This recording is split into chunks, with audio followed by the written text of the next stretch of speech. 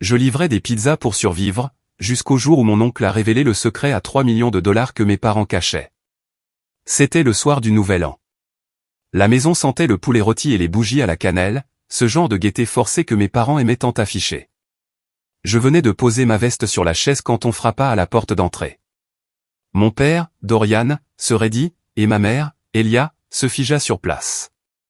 Quand mon père ouvrit la porte, je vis un homme que je n'avais pas vu depuis des années, mon oncle Silas. Sa seule présence changea l'atmosphère. Grand, les épaules larges, avec des yeux gris perçants qui semblaient toujours sonder au-delà des mensonges. Il entra sans y être invité. La pièce devint silencieuse. Je m'assis maladroitement près du canapé, me demandant pourquoi il était venu après tant d'années d'absence. Mon père marmonna une salutation sans enthousiasme, mais avant que quiconque puisse ajouter quoi que ce soit, Silas me regarda droit dans les yeux et demanda, « Câlin, comment va le fonds fiduciaire de 3 millions de dollars que je t'ai laissé ?»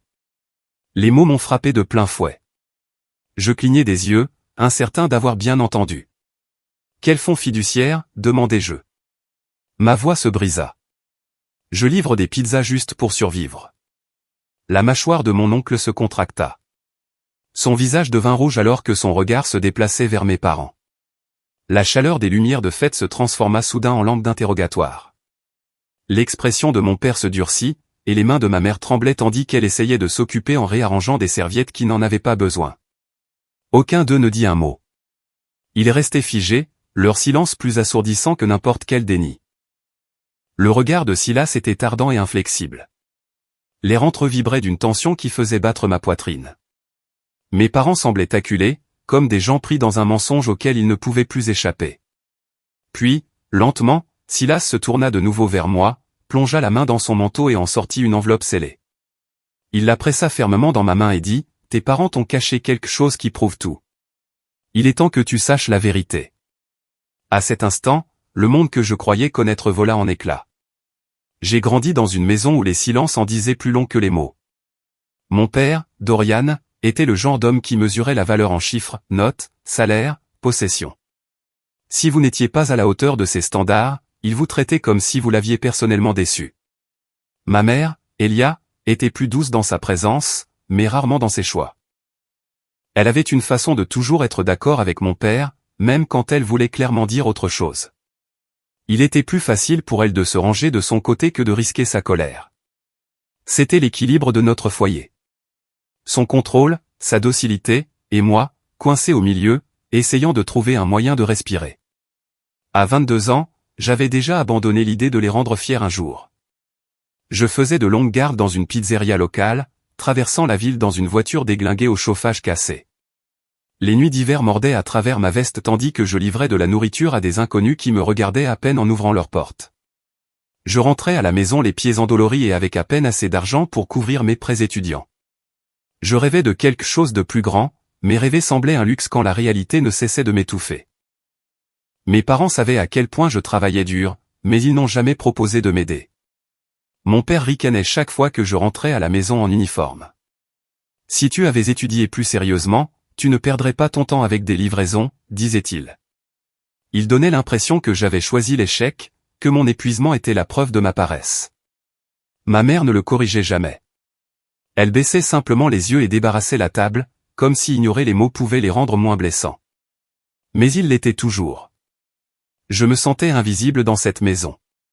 Chaque paix me rappelait à quel point j'étais piégé, et pourtant chaque nuit sous leur toit me rappelait à quel point j'avais besoin d'eux. Le loyer était trop élevé. Les frais de scolarité ne cessaient d'augmenter, et je me noyais dans les dettes. Des amis de mon âge emménageaient dans des appartements, planifiaient des carrières et construisaient leur vie. Moi, j'essuyais de la sauce pizza sur ma veste et prétendais ne pas entendre les soupirs déçus de mon père. Les fêtes ne faisaient qu'accentuer ce contraste. Le réveillon du Nouvel An était ce que je détestais le plus.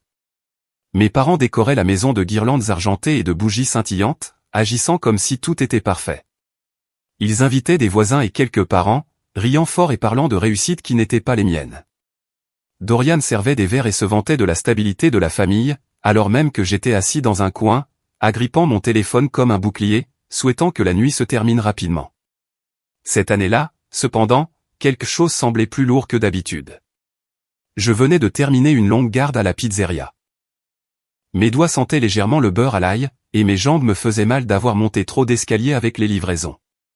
Quand je suis entré par la porte d'entrée, la chaleur de la maison aurait dû être réconfortante, mais elle semblait artificielle, comme si j'étais entré sur une scène de théâtre où tout le monde connaissait son texte, et où je n'étais qu'un simple figurant. Mon père m'a regardé brièvement, a secoué la tête et a marmonné quelque chose à voix basse sur la présentation. Ma mère m'a dit de me changer rapidement pour avoir l'air plus approprié pour les invités. Je voulais protester, mais mon corps était trop fatigué. J'ai enfilé une chemise propre et je me suis assis au bord du salon, faisant défiler mon téléphone pour noyer le bavardage. Le rire des autres ne faisait que souligner à quel point je me sentais seul dans ma propre famille. Puis on frappa à la porte. C'était un coup sec, délibéré et inattendu. Mon père se figea. Le sourire de ma mère vacilla. Les invités tournèrent la tête, confus. Quand la porte s'ouvrit et que l'oncle Silas entra, toute l'ambiance changea. Ce n'était pas un homme qui rendait visite pour des banalités ou des politesses de fête. C'était le frère dont on s'était éloigné, celui qui s'était disputé avec mon père des années auparavant et n'était jamais revenu. Son arrivée fut aussi choquante qu'un coup de tonnerre dans un ciel serein. La présence de Silas remplit instantanément la pièce. Il se tenait comme quelqu'un qui avait bâti son propre monde et se fichait de s'intégrer à celui des autres. Son regard perçant se posa sur moi presque immédiatement. Avant que quiconque puisse reprendre son souffle, avant même que mon père puisse formuler une salutation, Silas posa la question qui fit tout exploser. « Câlin, comment va le fonds fiduciaire de 3 millions de dollars que je t'ai laissé ?»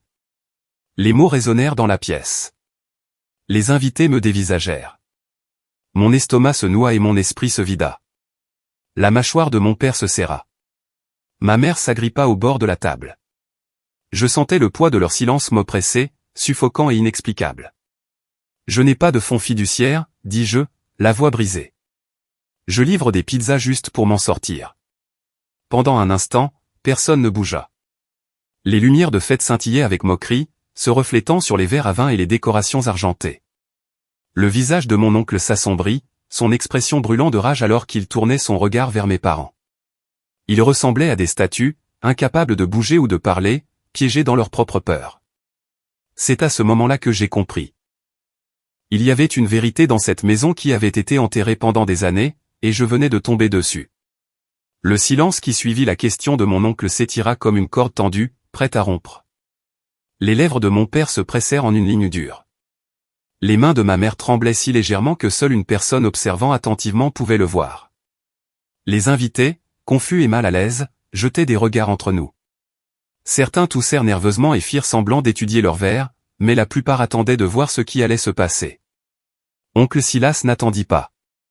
Il s'avança, ses bottes lourdes contre le sol, et fixa de nouveau ses yeux sur moi. « J'ai créé ce fonds fiduciaire quand tu étais enfant, » dit-il.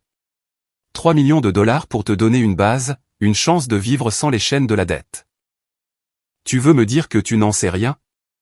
J'avais la gorge nouée, mais je me forçais à répondre. Je ne sais rien. Je suis fauché depuis le lycée. Je travaille tard le soir à livrer des pizzas juste pour payer les factures. Un murmure parcourut la pièce. La mâchoire de mon père se serra si fort que j'entendis ses dents grincer.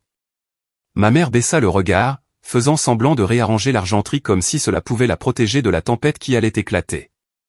Silas tourna son regard furieux vers eux, le visage rouge de colère. « Dorian, Elia, voudriez-vous expliquer pourquoi votre fils n'a aucune idée de son héritage ?» Sa voix tonna à travers le salon.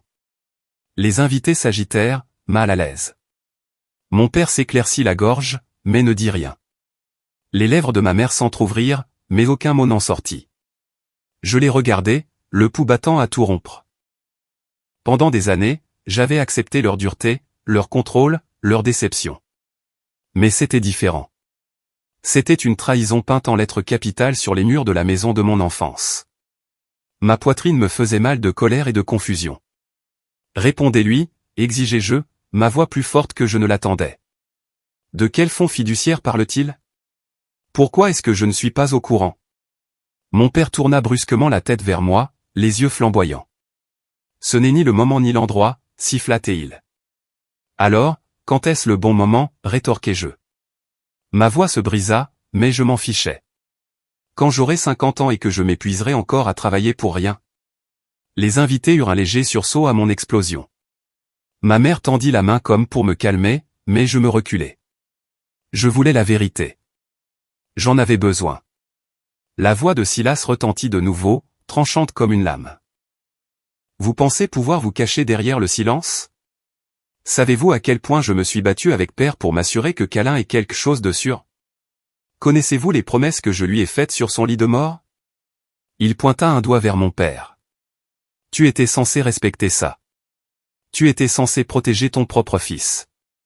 Le visage de mon père se tordit d'un mélange de rage et de panique. Tu ne sais pas de quoi tu parles, Silas. Tu n'étais pas là. Tu as quitté cette famille. Tu n'as pas le droit de débarquer ici après toutes ces années et de nous accuser. Je suis parti à cause de toi, rétorqua Silas. À cause de ta cupidité et de tes mensonges. Ses yeux se posèrent de nouveau sur moi. Et maintenant, je vois que tu as entraîné ton propre fils dans les mêmes ténèbres. Chaque mot resserrait le nœud dans ma poitrine. Je sentis la chaleur monter à mon visage, mes paumes moites de sueur. Je regardai ma mère, la suppliant silencieusement de le contredire, de dire quelque chose qui annulerait ce cauchemar. Elle secoua seulement la tête faiblement, les larmes montant à ses yeux. Maman, implorai-je, la voix brisée. Est-ce que tout ça est vrai? Elle ferma les yeux, et ce fut toute la réponse dont j'avais besoin. La rage déferla en moi.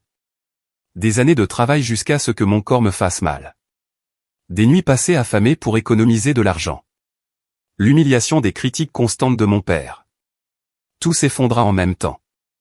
Vous saviez, criai-je. Pendant tout ce temps, vous m'avez laissé croire que j'étais un moins que rien, luttant chaque jour alors que j'avais un fonds fiduciaire qui m'attendait. Comment avez-vous pu me faire ça?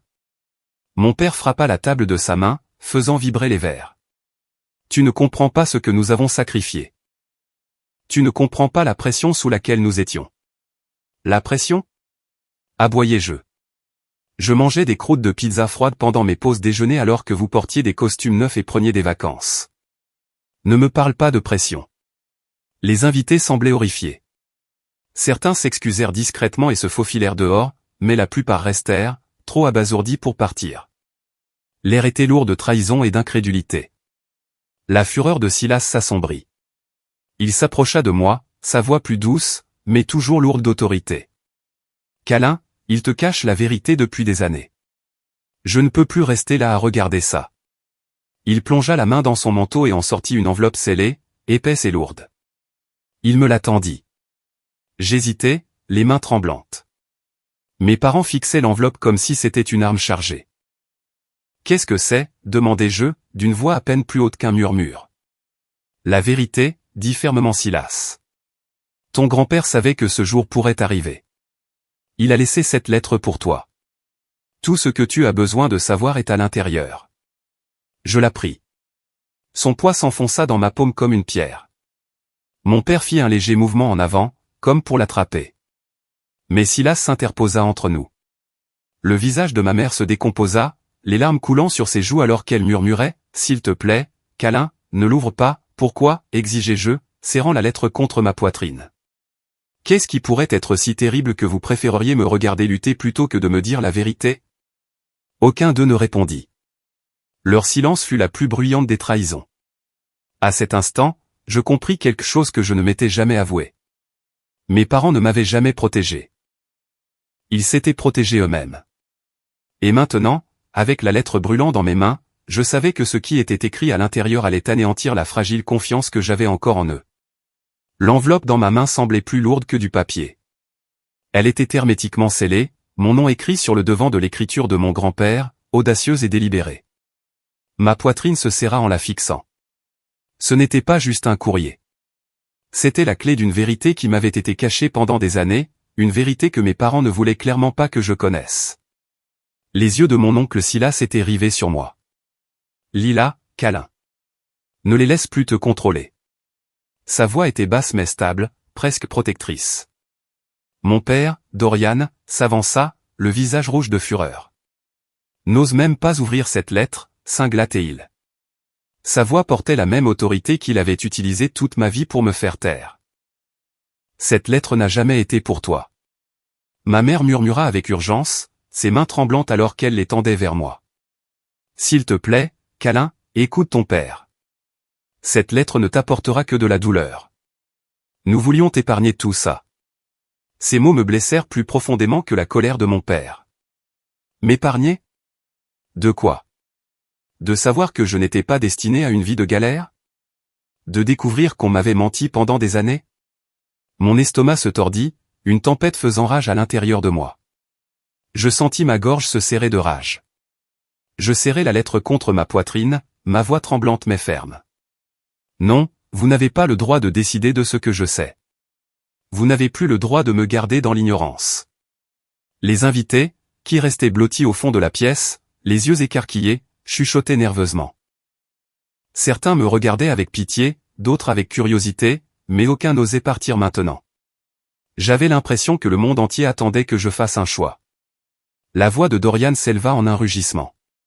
Tu es mon fils, et tant que tu vivras sous mon toit, tu feras ce que je dis. Cette lettre ne sera pas ouverte. Je redressai les épaules.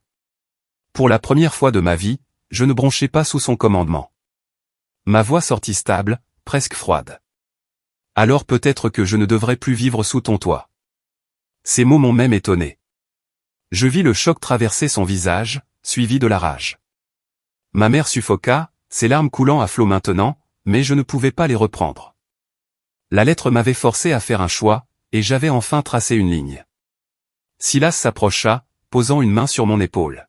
« Tu n'as plus à les laisser te faire peur, dit-il. » Sa présence me stabilisa, un mur entre moi et la peur que mes parents avaient toujours utilisée pour me garder obéissant. Je me tournai de nouveau vers eux, ma voix plus forte maintenant, alimentée par des années de frustration. Toute ma vie, vous m'avez dit que je n'étais pas assez bien. Vous m'avez laissé m'épuiser au travail, vous m'avez fait croire que je devais mériter chaque miette alors que vous saviez que j'avais une sécurité qui m'attendait. Vous m'avez laissé me noyer alors que vous aviez le radeau de sauvetage caché derrière votre dos. Pourquoi? Dites-moi pourquoi vous m'avez fait ça. Ma mère secoua la tête, sanglotant dans ses mains. Mon père me foudroya du regard. Mais pour la première fois, je vis quelque chose derrière sa colère. La peur. Il n'avait pas peur de mon oncle. Il n'avait pas peur des invités. Il avait peur que j'apprenne la vérité. Tu ne comprendrais pas, cracha-t-il. Cet argent n'était pas destiné à être gaspillé par toi. Il n'était pas pour un garçon qui ne pouvait pas se débrouiller seul. Nous l'avons utilisé pour maintenir cette famille unie. Ces mots me frappèrent comme un coup physique. Ma voix se brisa alors que je criai en retour. Vous avez volé mon avenir pour préserver votre fierté. Vous m'avez fait croire que j'étais un moins que rien juste pour vous protéger. La pièce pulsait de tension. Ma mère essaya d'intervenir, mais Silas lui bloqua le chemin, sa voix calme et tranchante. Assez de mensonges. Le garçon mérite la vérité. Je baissai de nouveau les yeux sur l'enveloppe dans mes mains. Mes doigts effleurèrent le seau. Mon cœur battait si fort que je crus qu'il allait s'arracher de ma poitrine. La décision pesait sur moi comme le poids du monde. Si je l'ouvrais, il n'y aurait pas de retour en arrière. Tout changerait. Mais si je ne le faisais pas, je resterais piégé dans la même cage que mes parents avaient construite pour moi. Je relevai la tête, ma voix calme mais certaine. Je l'ouvre. Mon père se jeta en avant, mais Silas le repoussa avec une force surprenante. Les invités poussèrent des cris de surprise, quelques-uns criant d'alarme. Les sanglots de ma mère s'intensifièrent, sa voix se brisant alors qu'elle suppliait, « S'il te plaît, câlin, ne fais pas ça. Nous l'avons fait pour toi. Nous pensions te protéger. » Ces mots firent trembler mes mains, mais je secouai la tête. Me protéger? Ou vous protéger vous-même? Silas me regarda et hocha la tête. Tu dois savoir. Ne laisse plus leur peur te contrôler. Je glissai mon pouce sous le seau. Le son du papier qui se déchirait fut assourdissant dans le silence de la pièce. Mes parents se figèrent, leurs visages tordus de panique. Les invités se penchèrent en avant, certains retenant leur souffle. Mon oncle se tenait fermement à mes côtés, sa main toujours posée sur mon épaule, ses yeux rivés sur la lettre. Alors que je dépliais le papier épais à l'intérieur, ma vision se brouilla de larmes. Il ne s'agissait plus seulement d'argent. Il s'agissait de la vérité. Il s'agissait de me libérer enfin des mensonges qui avaient façonné toute ma vie. Et à cet instant, avec la lettre tremblante dans mes mains, je savais que j'étais au bord d'une révélation qui allait détruire tout ce que je croyais savoir sur ma famille. Le papier dans mes mains tremblait alors que je le dépliais. La pièce était silencieuse, à l'exception du son de mon propre cœur battant dans mes oreilles. Je regardais la lettre, l'écriture était indubitablement celle de mon grand-père, ferme, délibérée, et empreinte d'une sorte d'affection que je n'avais jamais ressentie de la part de mon père. Câlin, commençait la lettre, ce fonds a été créé pour toi seul. C'est mon cadeau pour que tu ne connaisses jamais le genre de difficultés que j'ai vu ton père infliger aux autres. Utilise-le sagement, mais sache qu'il t'appartient, à toi et à personne d'autre. Ne laisse personne te convaincre du contraire. Si tu tiens cette lettre, cela signifie que les personnes en qui j'avais le plus confiance t'ont caché la vérité. Mon souffle se coupa dans ma gorge. Les mots se brouillaient à travers mes larmes, mais je me forçais à continuer de lire. La lettre comprenait des documents juridiques détaillés, tous signés, tous officiels. Mon grand-père m'avait laissé 3 millions de dollars dans un fonds fiduciaire protégé. Il aurait dû être à moi à mes 18 ans. Au lieu de cela, pendant 4 ans, j'avais vécu dans la pauvreté pendant que mes parents vivaient secrètement de l'argent qui ne leur avait jamais appartenu. Des exclamations de surprise parcoururent les invités restants. Ma mère laissa échapper un sanglot étouffé, se couvrant le visage de ses mains. Les poings de mon père se serrèrent, ses jointures pâles comme de la pierre. Je levai les yeux de la page et les foudroyai du regard. Ma voix tremblait, mais elle traversa la pièce avec plus de force que je n'en avais jamais eu de ma vie. Vous m'avez volé. Vous avez volé mon avenir. Le visage de Dorian se tordit de colère et de désespoir. Tu ne comprends pas ce que nous avons sacrifié. Cet argent n'était pas destiné à être gaspillé par toi. Nous l'avons utilisé pour garder cette maison, pour maintenir la vie que nous avons construite. Sans lui, nous aurions tout perdu. J'avais du mal à croire ce que j'entendais. Vous n'avez rien perdu, criai-je. C'est moi qui ai tout perdu. J'ai perdu des années de ma vie à croire que j'étais un moins que rien. J'ai perdu ma chance de vivre sans peur, de poursuivre des rêves, d'être plus qu'un livreur de pizza qui peine à joindre les deux bouts. Vous aviez tout pendant que je n'avais rien. Et vous l'avez fait en sachant que c'était à moi. Ma mère tomba à genoux, sanglotant. Nous voulions seulement te protéger de responsabilités trop jeunes. Nous pensions que nous faisions ce qu'il y avait de mieux. Ces mots brisèrent quelque chose en moi. J'avais passé toute ma vie à attendre qu'elle me défende, qu'elle me fasse enfin passer avant mon père. Et maintenant, alors que la vérité était claire, tout ce qu'elle pouvait faire était d'offrir des excuses. La voix de l'oncle Silas tonna, coupant court au bruit. Vous ne l'avez pas protégé. Vous l'avez volé.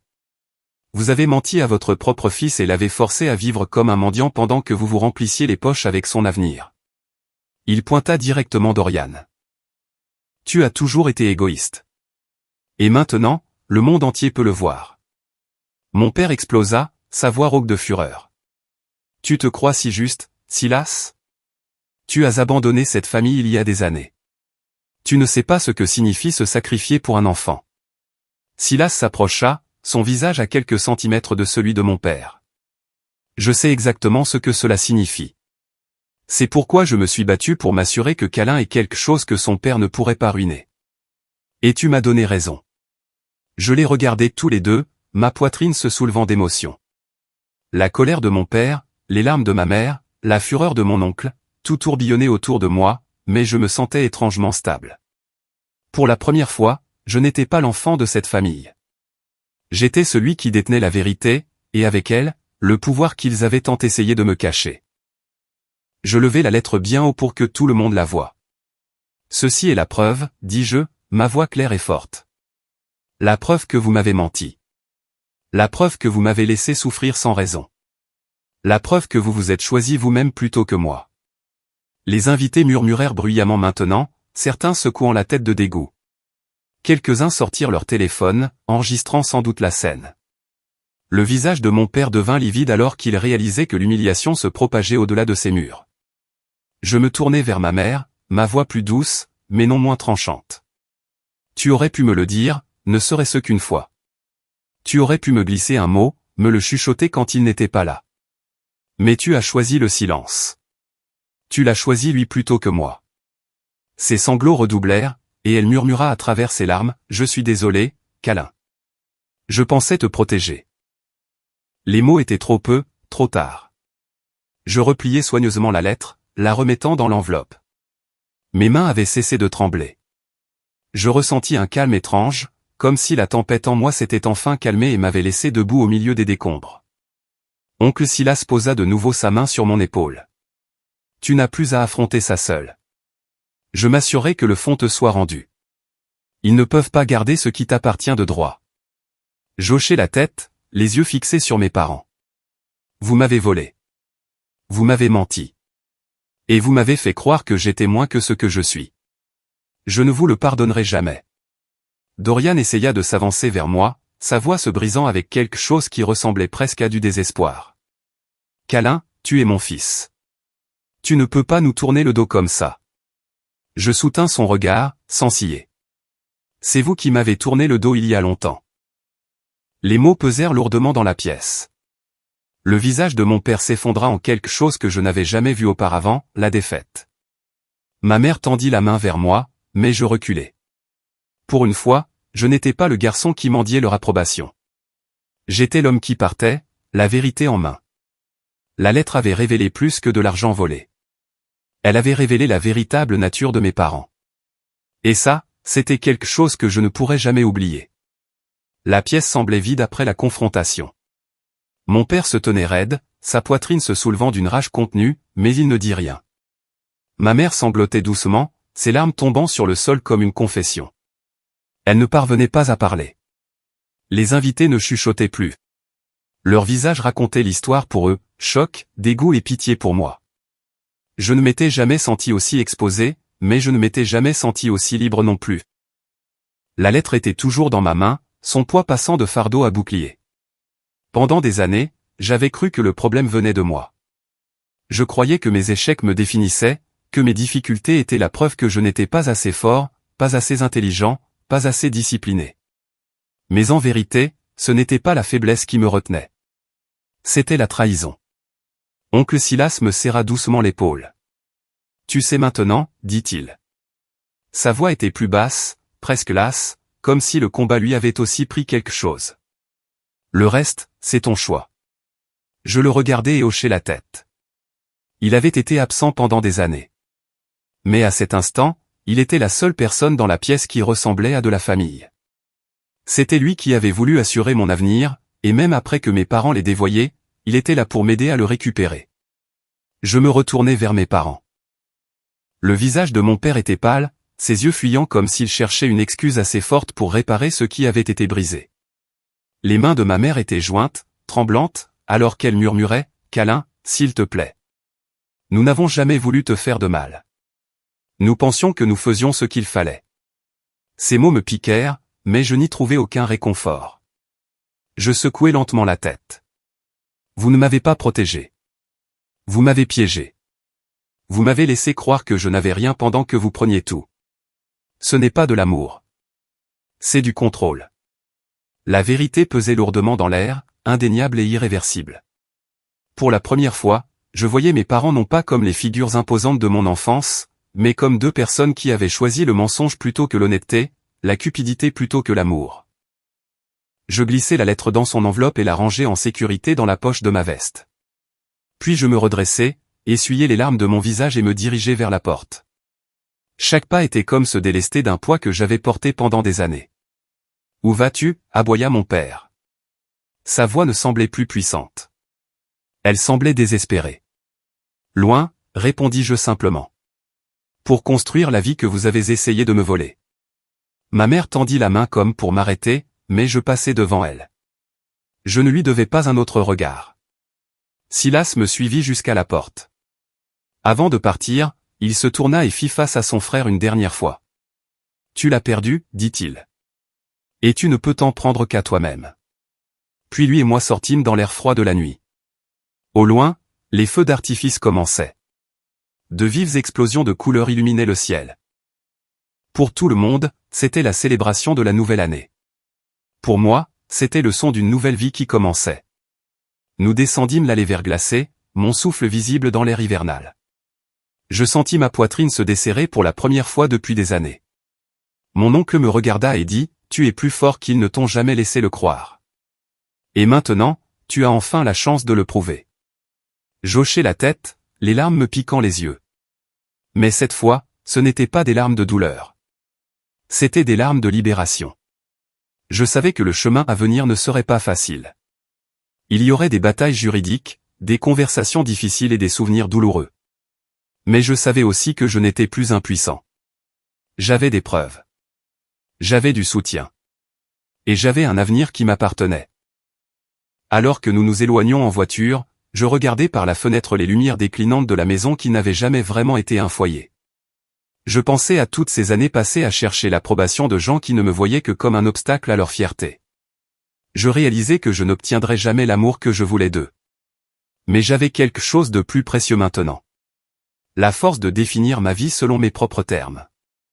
Cette nuit-là m'a appris une leçon que je n'oublierai jamais. L'amour sans honnêteté n'est pas de l'amour du tout. Une famille sans confiance n'est qu'une comédie. Et parfois, les personnes qui prétendent vous protéger sont celles dont vous devez vous protéger. Le fonds fiduciaire, c'était de l'argent. Oui, mais c'était plus que ça. C'était la preuve que j'avais de la valeur, que quelqu'un dans ma famille avait assez cru en moi pour me donner une base.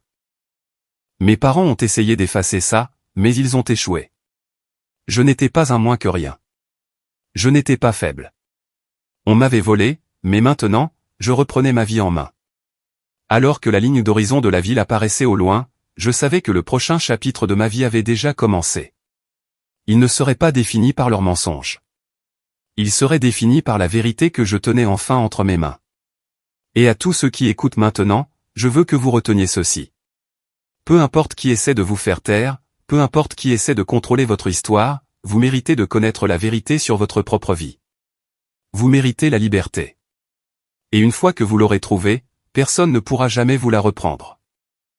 Si vous avez ressenti cette histoire dans votre cœur comme je l'ai vécu, assurez-vous d'aimer cette vidéo, de la partager avec quelqu'un qui a besoin de l'entendre, et de laisser un commentaire ci-dessous sur ce que vous auriez fait à ma place. Et si vous voulez plus d'histoires vraies qui frappent fort et vous tiennent en haleine, abonnez-vous à la chaîne pour ne pas manquer la prochaine.